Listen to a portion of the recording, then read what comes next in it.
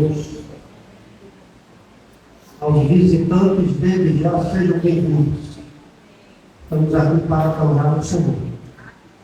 Vamos abrir as nossas Bíblias no Salmo 13. Salmo 13.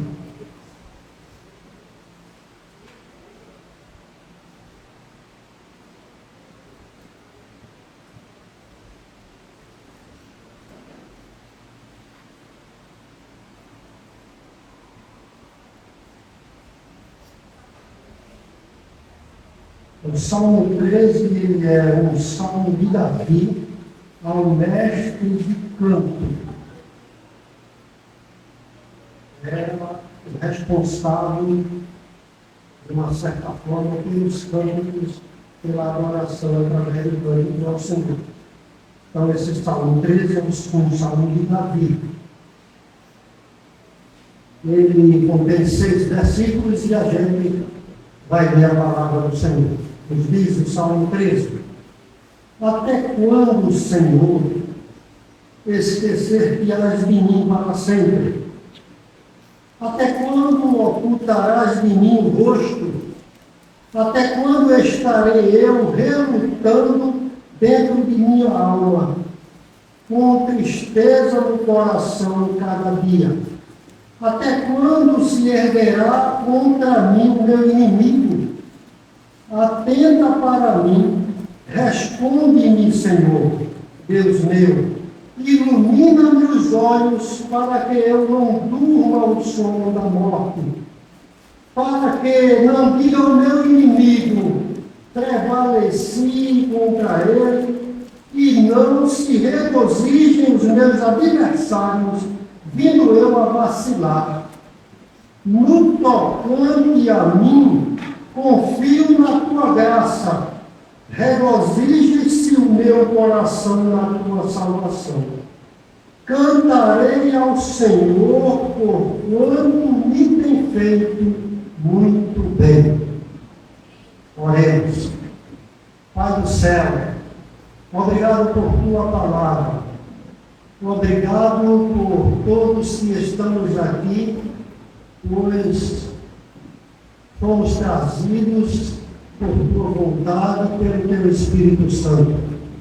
Agora, pois, prepara os nossos corações, as nossas mentes, para que possamos então entender a tua revelação, a tua palavra a cada um de nós.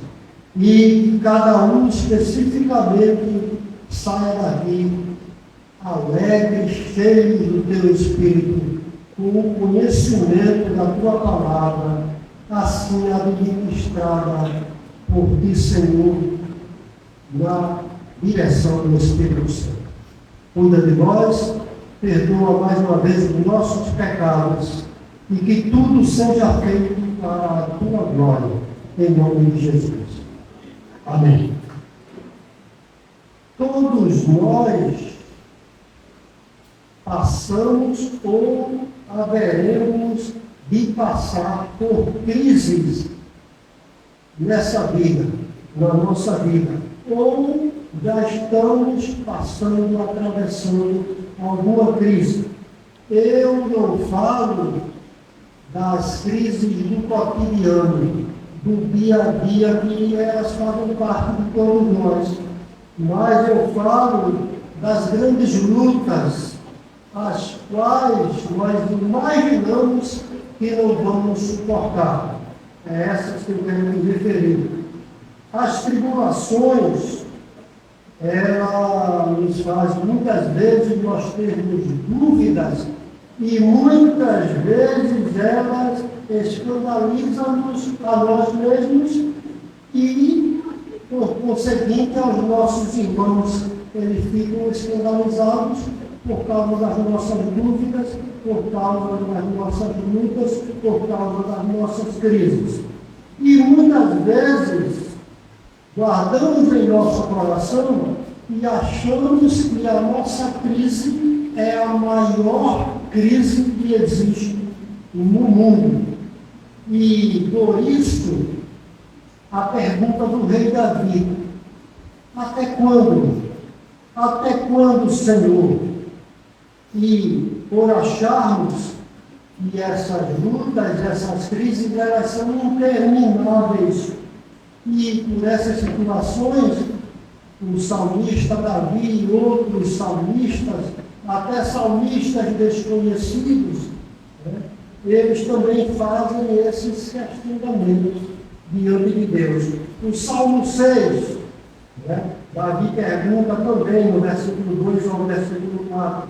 No Salmo 35, no versículo 17, Davi também faz essa pergunta. O salmista Asaf, no Salmo 74, versículo de 9 a 10, e ele insiste ainda nessa pergunta no Salmo 80, no versículo 4. O salmista Etão também questiona Deus com essa pergunta no Salmo 80, no versículo 4, ou no Salmo 89, no versículo 46. E Moisés, em seu salmo, ele também pergunta a Deus no Salmo 90, 13. E o Salmo 94, versículo 3, que o autor é desconhecido. E a gente vê que há um lamento nesses salmos. O Salmo de Lamentações, ele é o tipo mais comum que a gente encontra, né, na Bíblia. E é um clamor dos justos. Eles pedem para serem livrados do inimigo. E muitas das vezes a salvação de alguma coisa contra o seu corpo. É isso que os salmistas fazem. Isso são emoções que perturbam a nossa alma. São emoções da alma. E esses salmos, eles foram escritos em tempos brutais, em tempos sanguinários. Era uma questão que deveria ser entregue às orações. Então, toda crise são questões de serem entregues à oração, entregues a Deus. São expressões, como eu disse, de uma alma perturbada. Eu me perturbo com minha crise e eu então me dirijo a Deus com essas expressões, né, com esses questionamentos de dúvida. Então este salmo ele começa com um apelo desesperado. É uma queixa do salmista a Deus. Mas ele termina com um alto tom de confiança e alegria diante de Deus. Então é possível que este salmo de Davi, ele pelo menos deve ter sido ocasionado num desses três contextos que eu vou citar agora. Provavelmente um desses três contextos Davi então construiu esse salmo e louvou a Deus com esse salmo. Em primeiro lugar, era quando foi perseguido pelo rei Saul. Talvez na perseguição do rei Saul contra a sua pessoa, Davi então ele escreveu esse salmo. Pode ser também quando ele foi perseguido pelo seu filho Absalão, que queria tirar-lhe a vida. Ou quando ele foi acometido de uma grave enfermidade que poderia causar-lhe a morte. Então, este salmo, ele nos traz orientações de como devemos lidar com a angústia através da oração. Como devemos lidar com as crises, com as angústias, através da oração. E como fazer isso? O salmista, então, ele começa no versículo 1 e 2, acompanhe comigo o texto. Ele começa expondo com transparência os seus sentimentos. Ele então mostra a Deus com transparência o que ele está sentindo. Ele não esconde diante de Deus a sua inquietação. O salmista está inquieto e ele descreve a Deus com transparência todo esse sentimento que o afligia. E ele diz no versículo 1 e no versículo 2: até quando, Senhor, esquecer-te-ás de mim para sempre? Até quando ocultarás de mim o rosto? Até quando estarei eu relutando dentro em minha alma, com tristeza no coração cada dia? Até quando se erguerá contra mim o meu inimigo? O salmista, o poeta, ele inicia com 4 perguntas retóricas. A pergunta retórica é aquela pergunta que provavelmente a gente já sabe qual era a resposta, mas a gente pede para a pessoa que eu estou perguntando, ela preste atenção, ela comece a ter consciência daquilo que eu estou passando. É só para chamar a atenção. Davi já sabia, mas para chamar a atenção de Deus, ele começa a perguntar retoricamente ao Senhor. E 4 perguntas retóricas ele faz ao Senhor. A primeira pergunta ele diz: até quando, Senhor, esquecer-te-ás de mim para sempre? Ele começa assim. Davi aqui ele expõe um sentimento de que Deus o esqueceu. Olha, Senhor, tu me esqueceste as coisas. Até quando? Vai me esquecendo, até quando vai durar, esse esquecimento? Então, a morte para mim é iminente. O meu inimigo, ele é forte. E nada está correndo como eu esperava. Não era isso que eu estava esperando, Senhor. Então, lembra-se de mim. Eu estou aqui num sentimento, E o Senhor estava esquecendo o profeta, o servo de Deus. Então, uma intervenção divina se fazia necessária para impedir uma morte prematura do salmista, de Davi. E a morte violenta nas mãos de um inimigo que ele temia. Então ele estava temendo o seu inimigo e estava apelando para Deus. O versículo ele não identifica o inimigo, é verdade. E ele continua dizendo assim: até quando ocultarás de mim o rosto? Davi agora está expressando um sentimento de ter sido desprezado por Deus. Até quando ocultarás de mim o rosto? O Senhor está ignorando a minha luta? É isso que eu estou percebendo? É isso? O Senhor está ignorando a minha luta e trazendo para os dias atuais, a gente vai dizer assim: o Senhor está ignorando o meu desemprego? O Senhor está ignorando o meu problema familiar? O Senhor está ignorando o meu problema financeiro? Senhor, eu sou teu servo. Eu estou te adorando. Eu te sirvo. E o Senhor está ignorando tudo isto diante de mim? O Deus eterno, ele se mostrava indiferente diante de cada cena e nada fazia. Essa é a expressão do salmista, no pensamento do salmista. Ele se lembrava de um Deus que intervém, recompensando os bons e punindo os maus. Era o pensamento de Davi, era a experiência na vida de Davi. Deus parecia agora para Davi indisposto a ouvir os apelos do salmista, porquanto ocultava o seu rosto.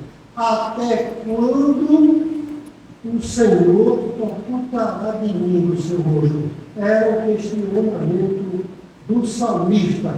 E ele continua: até quando estarei eu relutando dentro de minha alma, com tristeza no coração cada dia? Aí já começa no versículo 2. Ele revela um sentimento de ansiedade. Quem de nós muitas das vezes não vivemos ansiosos. E luta que muitas vezes tira o nosso sono. Alguns crentes, por causa de suas lutas, eles não estão dormindo, eles perdem o sono, eles sentem que há, às vezes, uma alteração nos nossos relacionamentos. O pobre homem estava sofrendo o máximo de ansiedade. É uma coisa demasiadamente triste que nos traz tristeza e muitas vezes ficamos desanimados. E eu fico ansioso, eu posso perder até a minha própria vida. Era isso que o salmista estava temendo. Deus permitia que ele sofresse a dolorosa antecipação do extermínio. Aparentemente o salmista encarava assim: o Senhor está permitindo o meu extermínio, o meu inimigo está se aproximando. Olhava a Deus em outra direção. Era isso que o salmista estava questionando.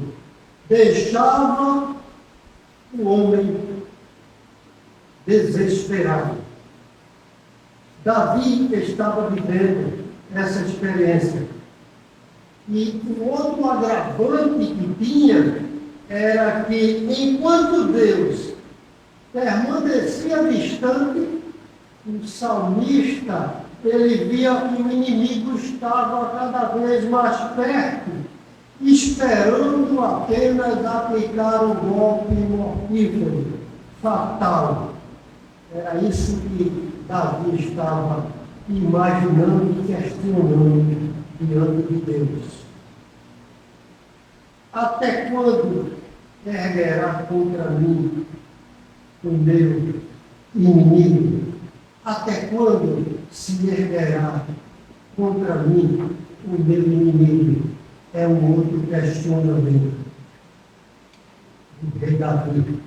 Davi expressa agora um sentimento de humilhação.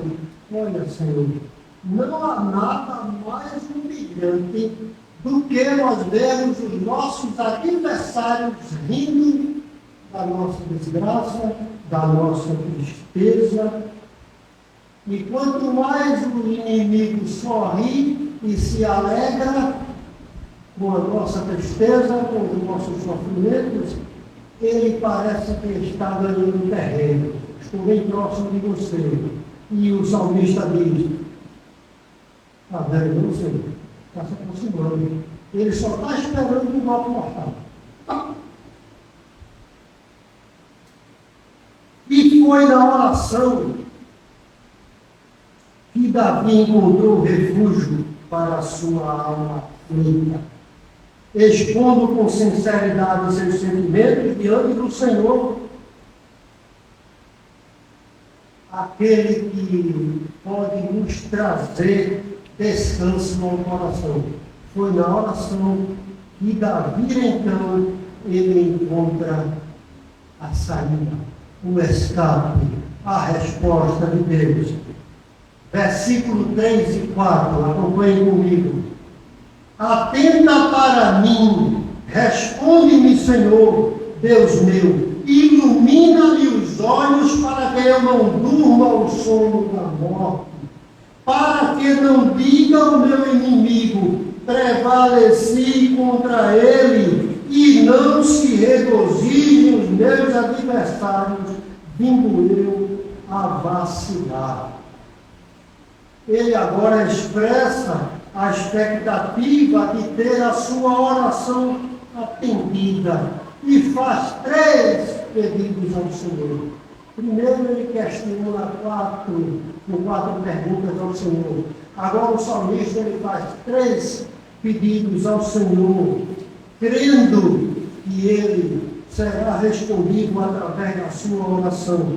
Ele diz: atenta para mim, dá-me atenção, Senhor. Eu preciso ter convicção disso. Eu preciso ter a convicção que o Senhor está atento aos meus pedidos, às minhas orações. Era isso que o salmista estava pedindo. E o problema sempre está conosco. Já reparou isso? O problema sempre está conosco. E o salmista diz: olha para mim, Senhor, olha, eu estou aqui. Ajuda-me a perceber isso. Ajuda-me a perceber que tu estás perto, que tu estás atento a todas as coisas que eu estou passando. Olha para mim, Senhor, ajuda-me. Era uma ameaça de morte iminente. Por isso, a causa da ansiedade do salmista. E ele continua dizendo assim: responde-me, Senhor. É agora uma percepção de que Deus estava atento à sua aflição.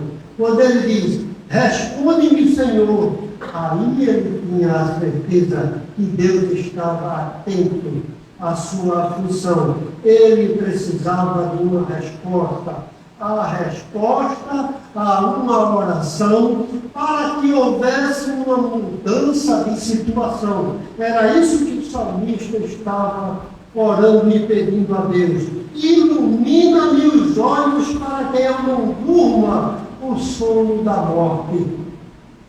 Era o pedido do salmista. Me dá sabedoria, Senhor, em meio a essas dificuldades que eu estou passando. Me dá sabedoria para que eu possa então compreender essas todas as tribulações que eu estou passando, para que eu possa ter perseverança e para que eu não possa vacilar em ter confiança em ti, Senhor. Não me deixa vacilar para que eu perca a confiança em ti. Eu preciso do Senhor. Então, me mostra, me responda, me mostra que eu preciso de uma mudança de situação. Ilumina-me os olhos, me dá sabedoria, me dê sabedoria para que eu entenda tudo aquilo que tu tens preparado para mim, para saber como eu devo então escapar desse período. Era esta a oração do salmista. Então Davi está pedindo a Deus que Deus atende para a sua necessidade. Eu estou necessitado, Senhor. Ele pedia discernimento para o que estava acontecendo com ele. Ilumina-me os olhos para que eu veja então, eu não tenha o fracasso definitivo contra os meus inimigos que estão contra mim. Então faz isso, Senhor, livrando-no da morte e regozijo dos inimigos. Davi, no salmo anterior, no salmo 6, no versículo 5, Davi já se expressava assim diante de Deus: pois na morte, versículo 5 do salmo 6, pois na morte não há lembrança de ti, no sepulcro quem te dará louvor? No verso anterior, no salmo 13, no final, que procede assim, na ideia da morte prematura, violenta e insensata de um homem bom, diz assim: vindo eu a vacilar, no final do versículo 4, ilumina-me, não me deixa vacilar diante do perigo, diante da crise. E aí o salmista termina no versículo 5 e 6, o salmista termina afirmando a sua confiança nos propósitos de Deus no meio das tribulações.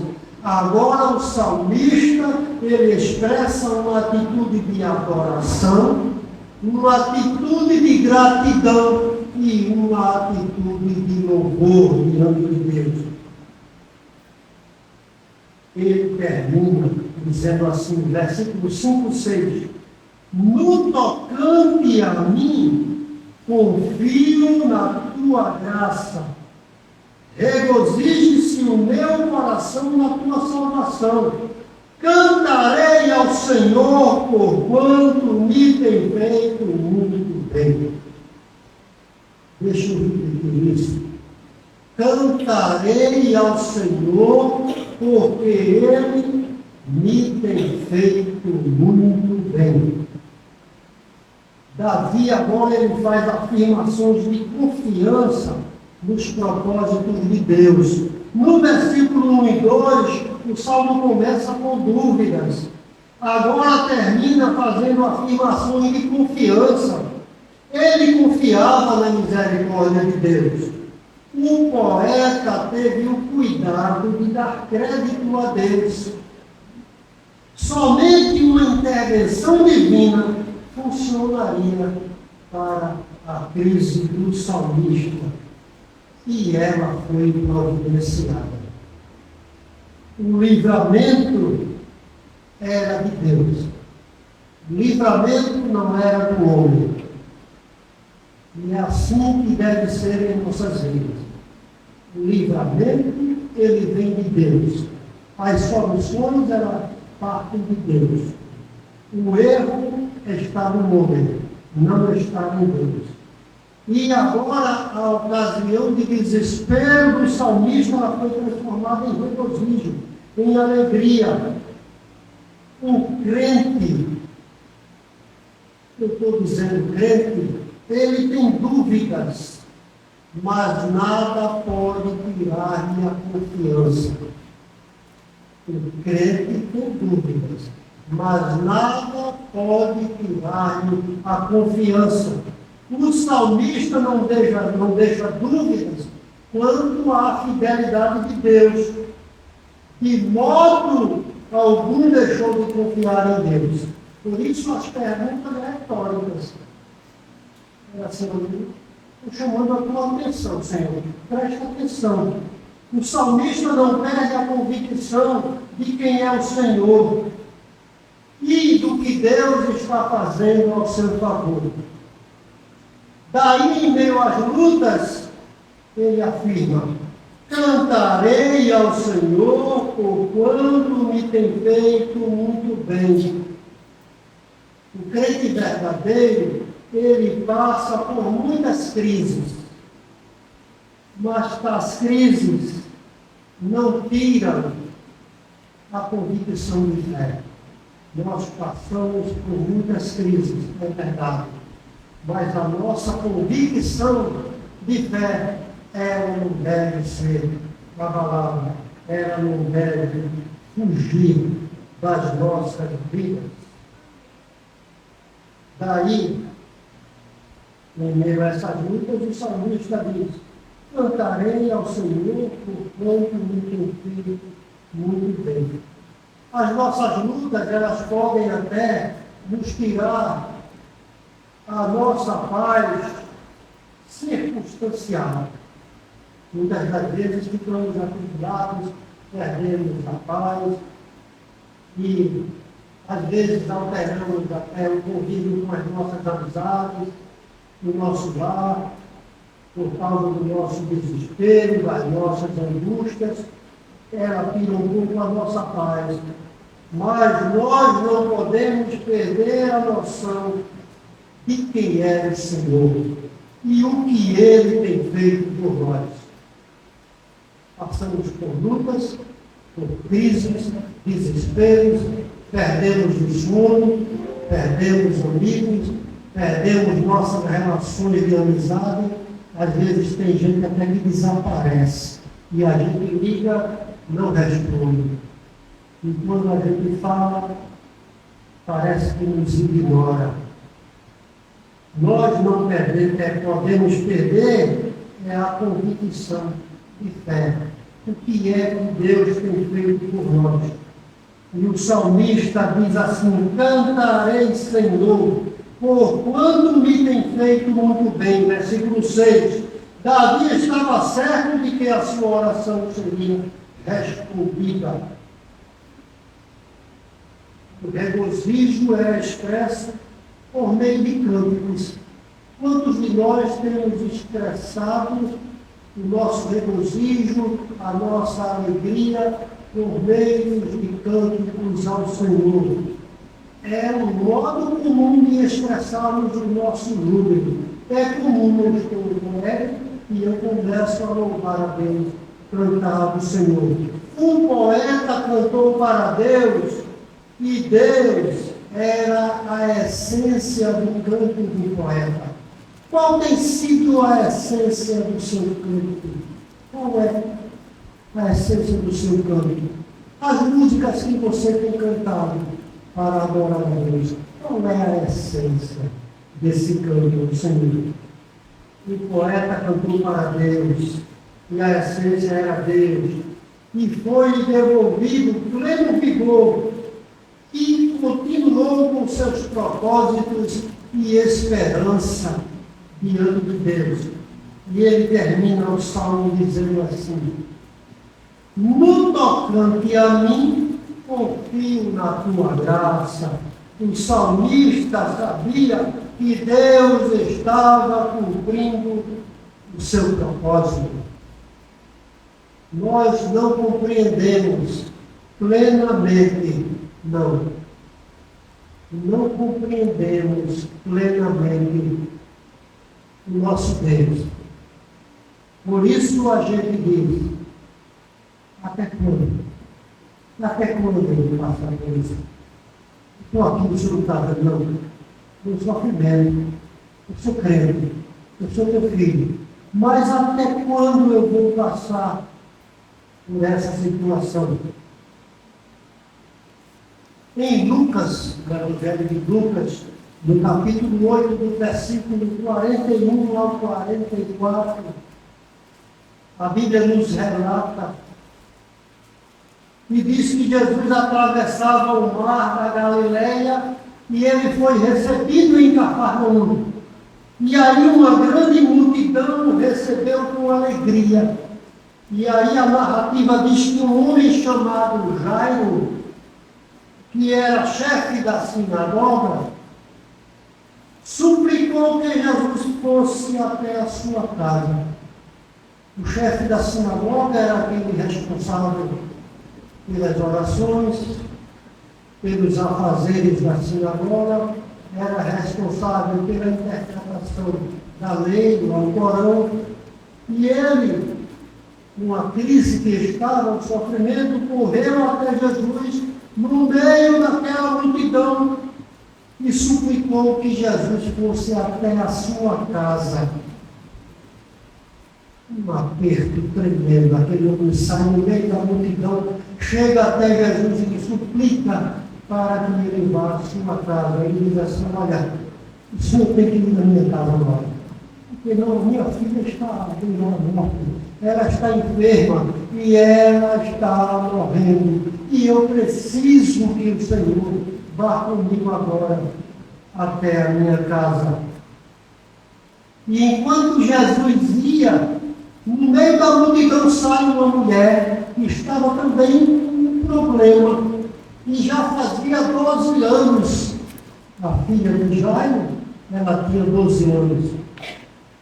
A mulher já fazia 12 anos que estava com um problema e não havia cura há 12 anos. A Bíblia diz que ela tinha gastado já quase todo o que tinha, quase todo o seu dinheiro.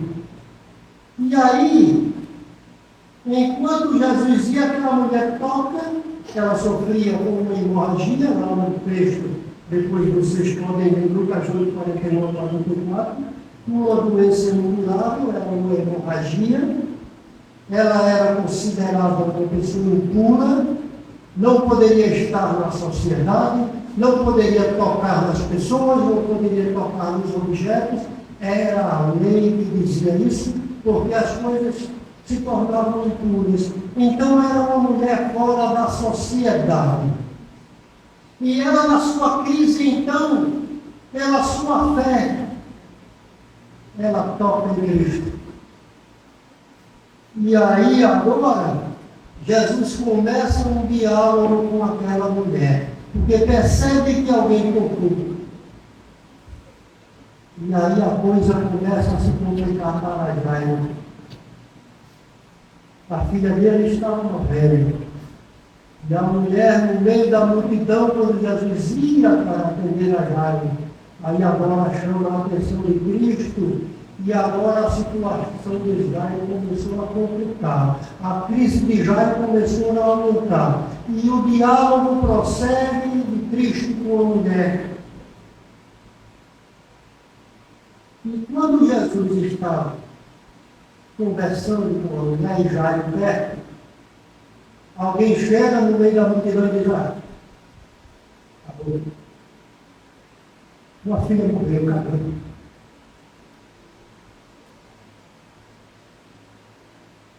Que desespero, a crise de Jairo, ela não termina, ela aumenta.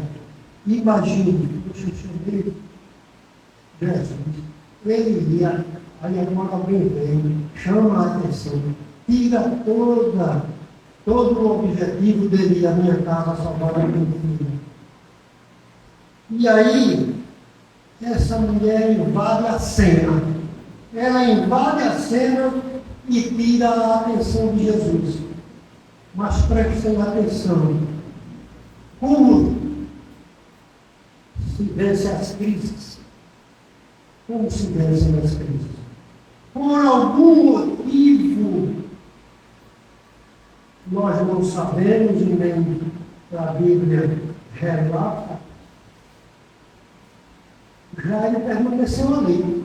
Ele, depois da notícia, ele não saiu triste e disse: perdido. Minha filha já morreu ali, vou chorar a minha filha, vou sofrer dele, quem vai ver. E por algum motivo ele permaneceu ali perto de Jesus. Nas crises, fique perto de Jesus. Quando você cair, querer que cai, tropeça, fique perto de Jesus. Não saia de perto de Jesus. E porque ele ficou pertinho ali de Jesus, nós não sabemos o motivo, ele ouviu a seguinte expressão vinda de Cristo, de Jesus para ele: não tenha medo. Jesus virou-se para ele e disse: não tenha medo. Medo. Creia somente. Não tenha medo. Crê somente. A morte para Jesus é um simples sonho, sabe? A morte para Cristo é um simples sonho. Sonho, todo vinho mesmo. É um sonho natural. Para Cristo a morte é isso. Por isso Jesus disse: se acalme da comida, não tenha medo. Creia somente. E quantas vezes Cristo tem dito isso para nós? Creia. Creia somente. Não se desespere. Não perca a esperança. Não perca seus amigos. Não fique triste no seu lar, na sua vida. Está desanimado, a ponto de morrer. Creia somente nos propósitos de Deus. Essa é a palavra do Senhor. E aqui agora, apesar de todas essas impossibilidades, aqui está o ensino da verdadeira fé. Jairo e a mulher que estavam vivendo. Aqui está, diante de todas as impossibilidades da vida, aquilo que parece ser impossível para nós. Está aqui o ensino da verdadeira fé. Você tem fé como crente, você é crente e você tem fé. Você tem a verdadeira fé de confiar em Deus, todas as coisas, não importa o que venha a acontecer em sua vida. Você precisa ter a verdadeira fé, porque você vai ouvir assim de Jesus: olha, não tenha medo, creia somente, creia.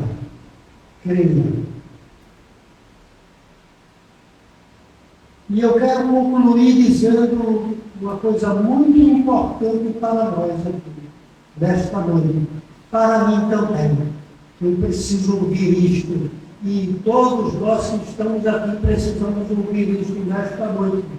Eu digo-lhes algo de grande importância. Jesus, Ele é o centro da nossa vida. Jesus é o centro da nossa vida. E da mesma forma, devemos olhar para Cristo e saber que Ele luta pelas nossas lamentações. Cristo está lutando por todas as nossas lamentações. Será que Cristo não está vendo a nossa dor? Será que é isso? Deus, em Cristo Jesus, não está vendo a nossa dor, a nossa angústia, ela não está sendo vista por Cristo. Cristo sabe exatamente o tamanho da nossa dor. Cristo sabe exatamente o tamanho da nossa dor.